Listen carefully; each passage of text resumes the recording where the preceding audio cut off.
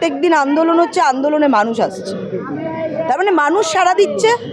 সরকার তার গায়ের জোরে শাসকের আইন বলবৎ রেখে পশ্চিমবঙ্গে সমস্ত মানুষের মুখ বন্ধ করে তাদের সাথে প্রতারণা করতে চাইছে, গণতন্ত্রকে হত্যা করতে চাইছে। কিন্তু মানুষ তারপরেও, এত অত্যাচার, এত বাধা, সব কিছুর পরেও মানুষ প্রতিবাদে নামছে, রেগুলার রাস্তায় নামছে। কারণ মানুষ বুঝতে পারছে এই সরকার যে প্রতিজ্ঞা নিয়ে বা যে কথা নিয়ে এই প্রথম সরকারে এসেছিল, তারা যে সেটা করেনি এবং প্রত্যেক মুহূর্তে যে সাধারণ মানুষকে প্রতারণা করছে, মহিলাদের প্রতারণা করছে, যুবদের প্রতারণা করছে, এটা কিন্তু এই পশ্চিমবঙ্গের মানুষ বুঝে ফেলেছে। সেই জন্য এই অন্যায়ের বিরুদ্ধে মানুষ প্রত্যেক দিন রাস্তায় নামছে। দেখুন, আজকে কলেজে, আজকে স্কুলে, অর্থাৎ শিক্ষাঙ্গনে মহিলারা সুরক্ষিত নয়। আজকে 13,000-এর বেশি 11 ক্লাস পড়ার পরে তারপরে আর তারা 12 পড়ার জন্য যায়নি, মানে তারা আর সেই পড়ার জন্য তারা আগ্রহ প্রকাশ করছে না। কারণটা কি?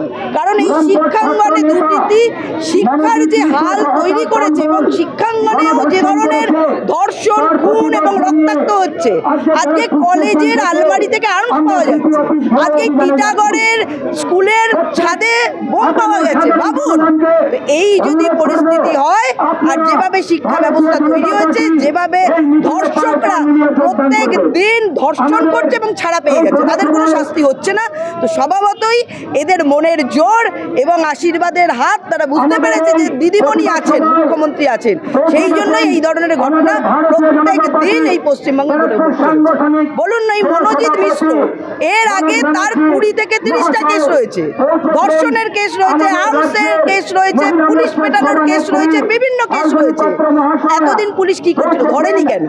কি ইন্টারেস্ট ছিল এই মনোজিৎ মিশ্রের এই কলেজে? একটা আইনের ছাত্রীকে আইনের কলেজেই ধর্ষিত হতে হলো। এর থেকে নক্কারজনক ঘটনা আছে। এর আগে অভয়াকে, তিনিও একটা স্টুডেন্ট ছিলেন, মেডিকেল কলেজে তিনি রেপড হলেন এবং তার মৃত্যু হল। ভগবানের আশীর্বাদ যে এই মেয়েটি মারা যায়নি, তাহলে এরও তথ্য প্রমাণ লোপাট হয়ে যেত, প্লেস অফ অকারেন্স চেঞ্জ হয়ে যেত এবং কারোর শাস্তি হতো। এই হচ্ছে পশ্চিমবঙ্গের পরিস্থিতি, যেখানে রোজ 5 থেকে 7টা করে ধর্ষণ হয়, রেজিস্টার, আনরেজিস্টার ধর্ষণ প্রচুর রয়েছে, যেটাকে মুখ বন্ধ করে দেওয়া হয় এবং এই সরকার চেষ্টা করে টাকা দিয়ে যাদের এরকম ঘটনা হয় তাকে মুখ বন্ধ করার। কিন্তু মানুষ জাগ্রত হচ্ছে, মানুষের বিরুদ্ধে প্রতিবাদ করছে এবং যারা ধর্ষিতা হচ্ছেন সেই মা বোনেরাও কিন্তু নিজেদের সুরক্ষার জন্য, আগামী দিনের প্রজন্মের জন্য তারাও কিন্তু গর্জে উঠছে। এবং আমরা দেখলাম এই আইনের ছাত্রী, ল কলেজের ছাত্রী, সে কিন্তু নিজে প্রতিটা ঘটনা পুঙ্খানুপুঙ্খ এফআইআরে তিনি উল্লেখ করেছেন, যার জন্য এই পুলিশ মন্ত্রী চাইলেও কাউকে আড়াল করতে পারে। আমাদের দাবি, যেভাবে সারা পশ্চিমবঙ্গ ব্যাপী মহিলারা ধর্ষিত হচ্ছে, বলেছিলেন না বাংলা তার মেয়েকেই চায়, এই মেয়েকে বাংলা চায় না।